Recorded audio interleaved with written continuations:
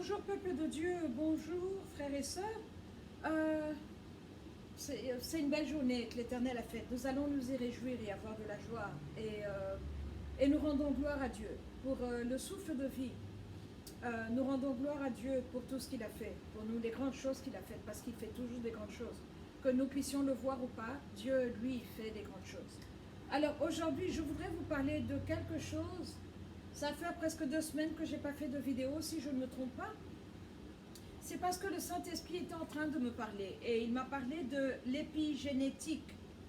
Et qu'est-ce que cela veut dire, l'épigénétique? Ça veut dire l'étude des changements dans l'organisme qui sont causés par une modification de gènes d'expression plutôt que l'altération du code génétique soi-même.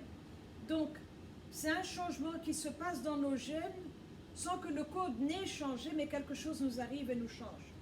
Voilà la signification du mot épigénétique. Alors, qu'est-ce que cela veut dire concrètement pour nous?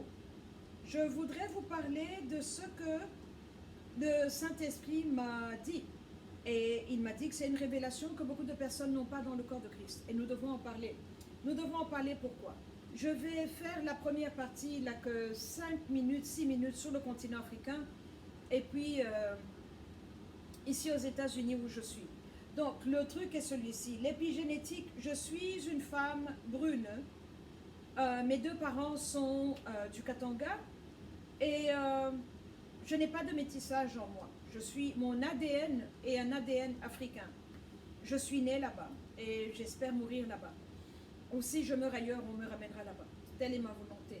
Mais ce que je voulais vous donner comme révélation, ça fait 1 semaine que je suis en train d'apprendre ça. Ça fait 1 semaine que je suis vraiment ébranlée. C'est quoi l'épigénétique? Donc, je vous ai parlé de mon ADN qui est totalement africain. Moi, dans ma famille, on a toujours été une famille engagée. Dans ma culture, dans ma tribu, on est une tribu engagée. Pourquoi?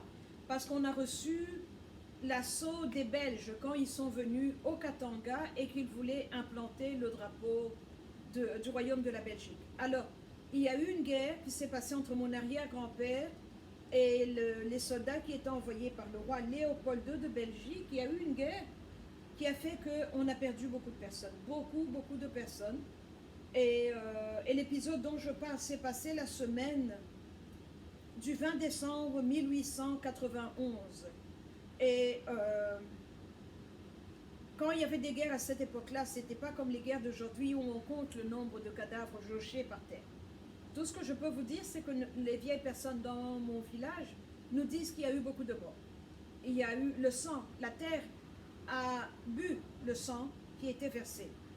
Mon arrière-grand-père, qui était le roi de la tribu, a été décapité parce que Léopold II de Belgique avait demandé sa tête. Alors, ils ont coupé sa tête pendant qu'il respirait encore. On lui a tiré des balles, il est tombé par terre et le soldat est venu avec un sabre et il lui a coupé la tête. Il a enlevé la tête, il a ouvert la poitrine, il a coupé le cœur, il l'a pris, il a ouvert son pantalon, il a pris ses 3 organes masculins et il lui a pris le petit doigt de la main droite et il les a emmenés en Belgique parce que Léopold II avait demandé cela. Mais maintenant la question est de savoir pourquoi demander des organes ou des parties d'un corps humain, d'une personne qui est déjà morte, pourquoi demander cela et pour quel bénéfice puisqu'il est mort. Et à l'époque, les voyages de l'Afrique vers l'Europe se passaient par bateau, donc c'était un long trajet. Ce n'était pas comme aujourd'hui où je peux prendre l'avion d'ici à Los Angeles et j'atterris à Paris dans 8 heures, 6 heures. Ce n'était pas le cas, comme nous connaissons l'histoire. Quelle était la raison pour laquelle ils ont demandé les organes du corps de mon ancêtre, le Moani Moussiri, le roi Moussiri? Et ce que j'ai appris avec le temps, c'est que ce qui s'est passé dans ma tribu s'est passé dans d'autres tribus aussi, sur le continent africain. Les Européens ont demandé ces organes du corps pour être emmenés en Europe. Donc, on les a pris en Afrique par meurtre et on les a emmenés en Europe. Alors maintenant, ce que je viens de vous dire, la définition du mot épigénétique, qu'est-ce que ça veut dire? Quand vous venez dans mon village, vous allez voir que il y a beaucoup de personnes qui refusent, qui ne veulent pas entendre parler de Jésus. Parce que pour eux, Jésus était le Dieu des missionnaires, le Dieu des Blancs. Et donc c'est comme ça que la mort et le malheur nous est venu. Alors pourquoi accepter un Dieu de blanc alors que l'homme blanc est mauvais? Il y a une grande animosité vis-à-vis de l'homme blanc. Je l'ai encore dans mon cœur. Je ne fais pas confiance aux hommes blancs.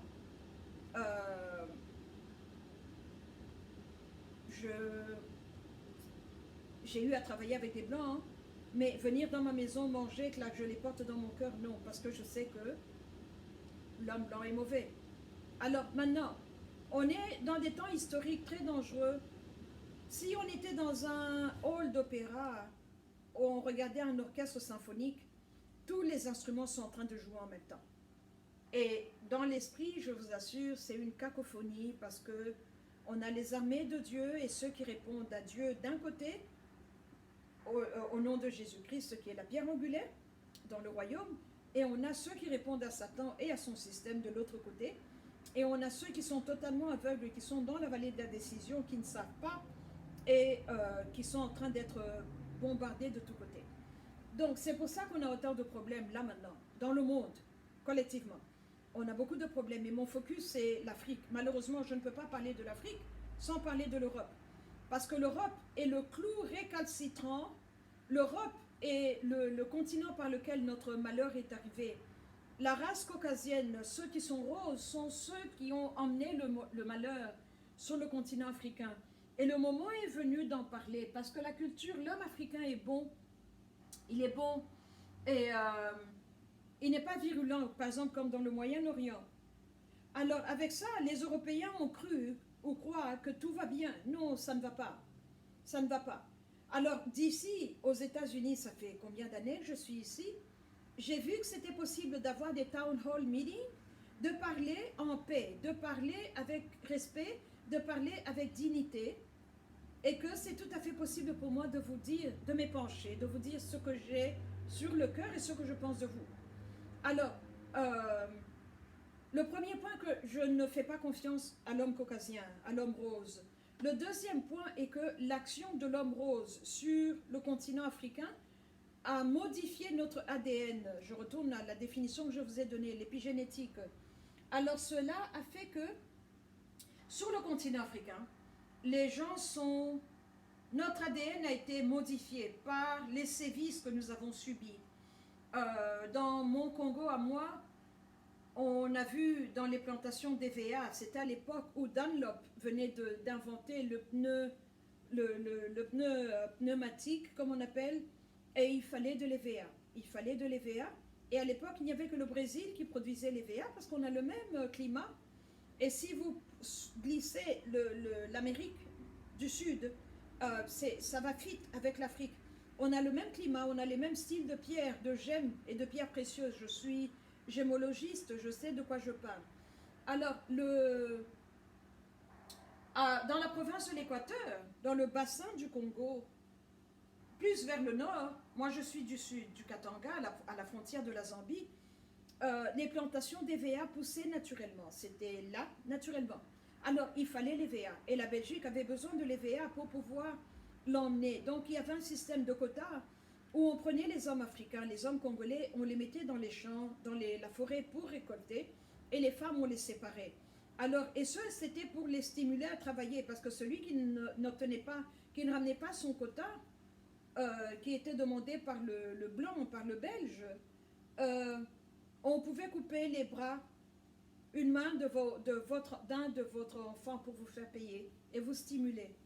Et ça, c'était le premier point. Le deuxième point, c'était pour garder la population aussi, parce que les hommes retournaient dans les villages avec leurs femmes seulement 3 mois.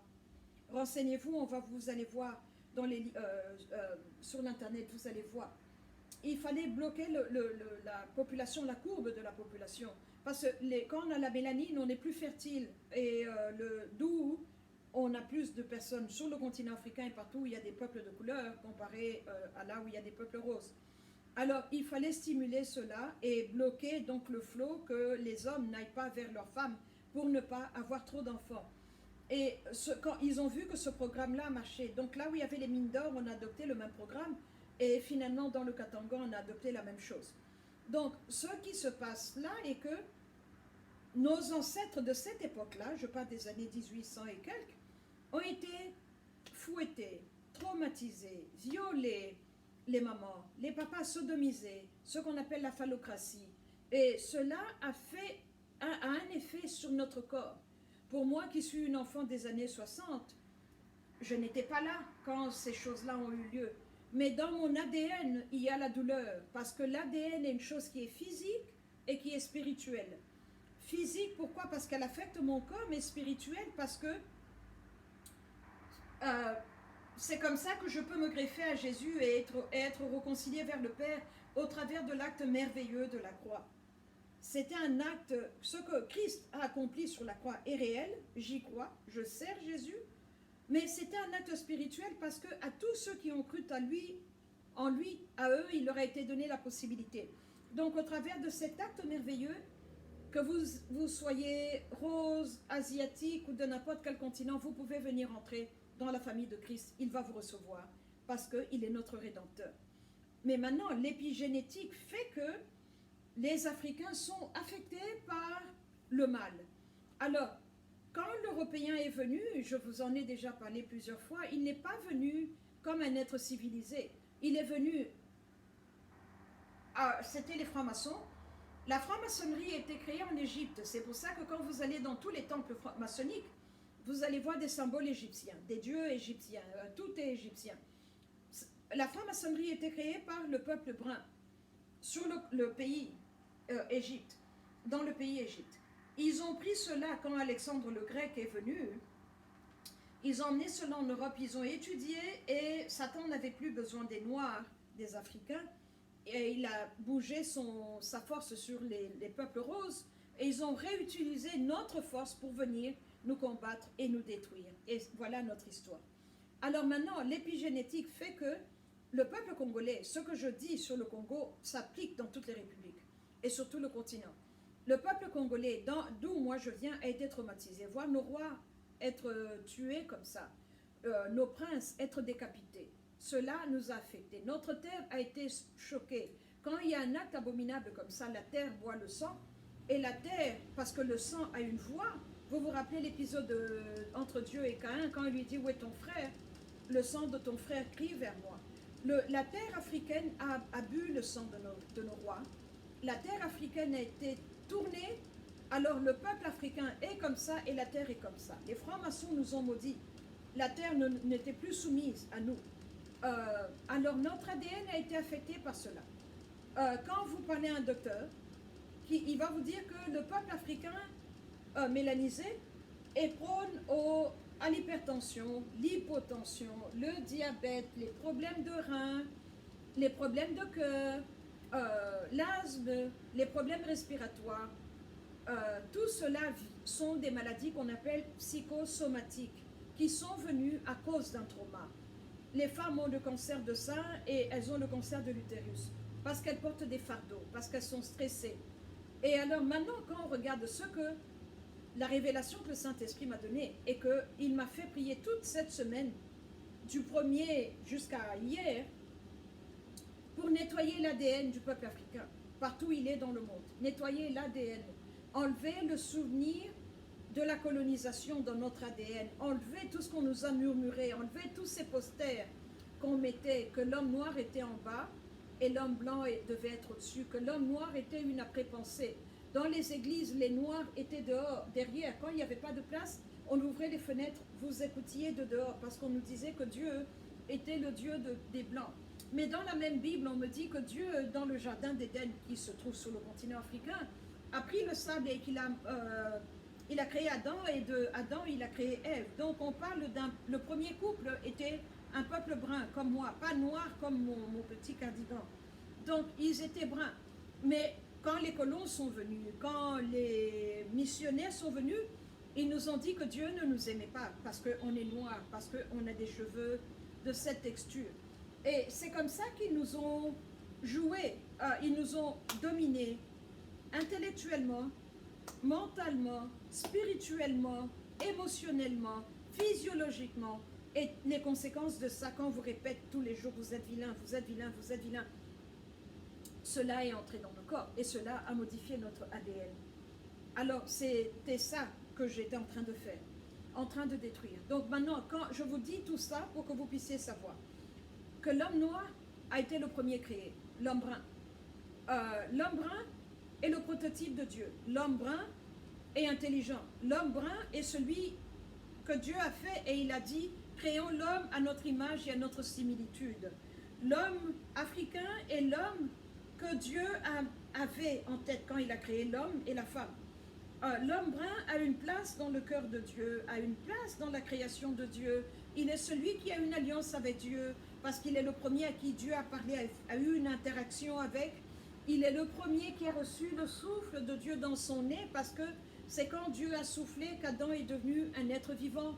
Donc l'homme brun est le propriétaire de cette terre. L'homme brun est intelligent, parce que s'il a été le premier à être créé, et que nous regardons les civilisations telles qu'elles se sont suivies, regardez le monde, donc le monde d'aujourd'hui, l'époque des iPads, des iPhones ne pouvait pas arriver si l'homme noir n'avait pas été là à chaque étape, parce que c'est en étant là que le monde, l'histoire, le temps de l'histoire, la ligne de l'histoire est telle que nous la voyons aujourd'hui. Nous avons grandement contribué. Alors maintenant, regardez comment donc on a fait cette propagande contre nous, comment on nous a manipulés, comment on nous a contrôlés, comment on nous a ramenés en bas, et on a fini par le croire. Alors maintenant, mon travail à moi, c'est de vous dire que le Rédempteur, le Sauveur du monde, était un homme mélanisé, un homme brun. Il est venu nous sauver, il est venu nous réconcilier. Tout ce que la Bible nous dit sur Jésus est vrai, sauf qu'ils ne nous ont pas dit qu'il est un homme brun. Alors moi, je viens rajouter tout ce que la Bible dit est vrai, et je rajoute que Jésus était un homme noir, il était un homme brun. Donc, il n'y a pas de honte à être un chrétien africain. Il n'y a pas de honte à être un chrétien et servir Dieu. C'est ça que je fais. Je suis fière de cela. Et l'onction que j'ai me vient de lui. Donc, quand vous priez, voilà la vérité. Il nous a dit, je suis le chemin, la vérité et la vie. Vous connaîtrez la vérité vous affranchira. Peuple de Dieu, j'ai été affranchi. J'ai été affranchi, je ne peux pas vous décrire. C'est comme après les examens, on vous donne les points, vous avez gradué. C'est comme ça que je me sens. Quand je marche, c'est comme si j'ai une musique qui m'accompagne. J'ai une joie, j'ai une vie. J'ai été vivifiée, j'ai été réanimée, j'ai reçu ce qu'on appelle la régénération dans le corps, dans l'esprit, dans l'âme, parce qu'il m'a donné la possibilité de chasser les maladies qui se sont collées sur notre ADN. Tout le message qu'on nous a collé sur l'ADN. Vous connaissez le principe des poupées vaudou, où vous prenez une poupée et vous lui mettez quelque chose, par exemple de moi, Odile, et tous les jours vous venez enfoncer une épingle, vous dites Odile, Odile, Odile, jusqu'à ce que je vais mourir. C'est ça qu'on nous a fait avec l'Afrique, avec la carte de l'Afrique. On a maudit l'Afrique, on a maudit le peuple africain.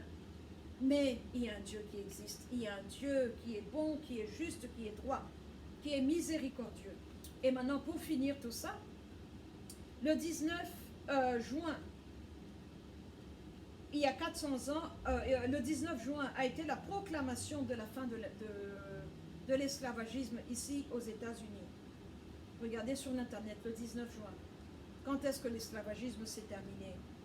Alors maintenant, l'alliance que Dieu avait faite avec notre père Abraham, il lui avait dit, tes enfants seront esclaves en Égypte 400 ans.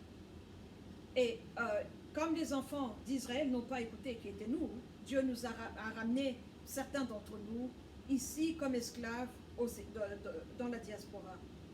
Et les 400 ans ont eu lieu en août, le 19 août 2019, l'année passée donc, 400 ans d'esclavagisme. Et c'est ça que vous êtes en train de voir. Les résultats, c'est ça que vous êtes en train de voir. Donc la meilleure façon de gérer ce désordre, ce qu'on appelle désordre, parce que l'homme caucasien a perdu contrôle. L'homme caucasien n'a plus le contrôle qu'il avait. Il n'a plus le monopole, il n'a plus l'autorité qu'il avait. Au nom de Jésus-Christ, tout a expiré. On est entré dans une nouvelle ère. J'annonce une nouvelle ère. Je déclare une nouvelle ère. Et la terre attendait la manifestation des fils de Dieu. Voilà. On est là, les fils de Dieu. Ceux qui ont été appelés, choisis, oints, élus de Dieu. Donc voilà l'explication des tensions qui sont là, des problèmes que nous voyons. Et ce n'est qu'au travers de Christ qu'on peut réparer ceci et entrer dans une nouvelle ère. Le contrôle que le peuple rose avait sur le peuple africain est fini. Le contrôle que Satan avait sur le peuple africain est fini. Maintenant, le problème qui est là est que il y a Christ, Ésaïe 9,6 nous en parle, le gouvernement de Christ. Il y a un gouvernement de Satan aussi.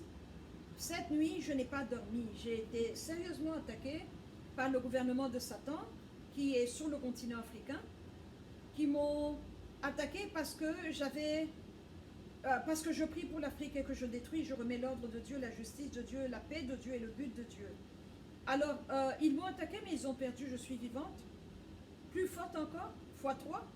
Ce qu'ils voulaient faire, ils l'ont fait, je l'ai détruit avec l'aide des anges de Dieu. On a remis le programme de Dieu sur le peuple africain. Donc, l'esclavagisme dans la tête est parti, l'esclavagisme dans les yeux est parti. Maintenant, je prie pour le renouvellement de l'intelligence. Je prie pour que les hommes appelés par Dieu, appointés par Dieu, puissent se relever. Les femmes appelées de Dieu, appointées par Dieu, puissent se relever. Que nous puissions savoir. Mais on a enlevé les saletés dans notre sang, on a enlevé les saletés dans l'ADN. Parce que, regardez, ce que le Caucasien nous a fait sur l'Afrique, le continent africain, ils nous ont dit qu'on était vilains, on était ceci, cela. Tout ce qui était mal était noir. C'est pour ça qu'on parle d'une rage noire, un mardi noir, le vendredi noir. Tout cela fait que on a développé une sorte de Stockholm syndrome, d'amour et de sympathie pour la personne qui vous a fait souffrir. C'est comme ça que vous avez des sœurs africaines qui prient pour que Dieu leur donne un mari blanc, parce qu'elles croient que l'homme blanc est celui par lequel l'évolution va venir, celui par lequel la grandeur va venir dans leur vie. Et donc nous devons faire attention avec le raisonnement, parce que cette fois-ci, la délivrance que nous avions eue à Goshen en Égypte ne sera pas collective. Elle ne sera pas collective. Elle sera individuelle pour ceux qui qualifient, pour ceux qui sont prêts. Voilà ce qui va se passer. Voilà ce que je voulais vous dire. Et s'il y avait un moment où il fallait prier, c'est ce moment. S'il y avait un moment où il fallait détruire le mal refusé, la domination, ne pas se soumettre à l'homme blanc, c'est maintenant. C'est maintenant. Et ce message est pour l'homme africain. L'homme africain qui est venu de l'Afrique, qui est né en Afrique. Parce qu'on a été affecté par la colonisation d'une manière particulière. Et donc, il y avait beaucoup de travail à faire. Il y avait beaucoup de travail. Parce qu'il y avait une démagogie, il y avait une propagande, il y avait... tout a été mis en place pour nous dominer. Mais maintenant, en conclusion, que je vous demande, qu'est-ce que l'Europe serait sans l'Afrique? Qu'est-ce que l'Europe serait sans l'Afrique? Écrivez-moi, répondez-moi. L'Europe n'a aucune mine, aucun minerai. C'est parce qu'il y a eu ce vase communicant, ce pont qui a été fait avec le continent africain et que les richesses venaient de l'Afrique pour aller vers l'Europe. C'est comme ça que l'Europe a vécu. Alors non seulement ils ont construit, bâti et établi leur continent avec les richesses de l'Afrique, mais pervers comme ils sont revenus nous dire: vous êtes bêtes, vous n'êtes rien, vous n'avez rien. Pervers comme ils sont, ils nous ont laissé un programme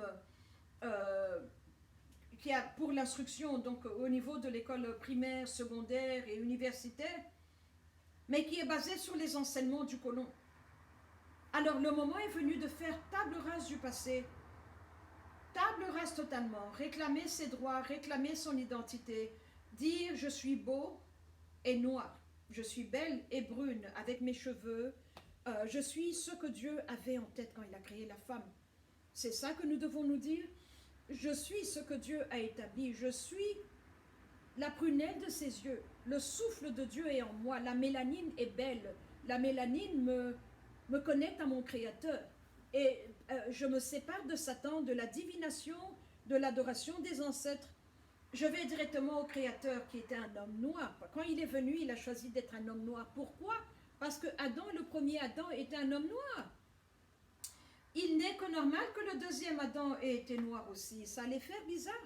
Si le premier Adam était créé avec le sable et qu'on nous ramène un deuxième Adam qui est rose, avec des cheveux blonds et des yeux bleus, il fallait qu'il soit noir parce qu'il était la continuation du travail, de l'œuvre de Dieu ici sur terre. Donc voilà, je viens booster votre système immunitaire. Le corona ne va pas vous tuer.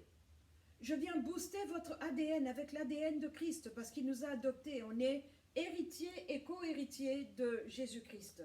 Je viens booster votre amour propre. Vous êtes beau avec votre nez, avec vos lèvres. Et d'abord, on devrait se demander, j'habite à Los Angeles, pourquoi toutes ces femmes d'Hollywood, comme les Kardashian et autres, se font augmenter la poitrine, les hanches, les lèvres. Elles mettent des maquillages plus foncés. La mélanine est belle, hein? La mélanine attire. Pourquoi sont-elles aussi aux aguets, courir derrière les hommes africains si on était des riens? L'image, la réalité nous dit une chose et eux, on nous a dit une autre chose par leur propagande. Et moi, je suis fatiguée. J'étais tellement fatiguée que je suis devenue malade. Alors maintenant, je suis fatiguée d'être malade et je parle avec amour, je parle avec vérité, je parle avec calme, avec paix, avec classe et distinction. Je viens parler.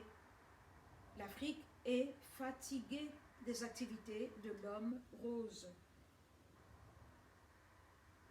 Voilà ce que je voulais partager avec vous.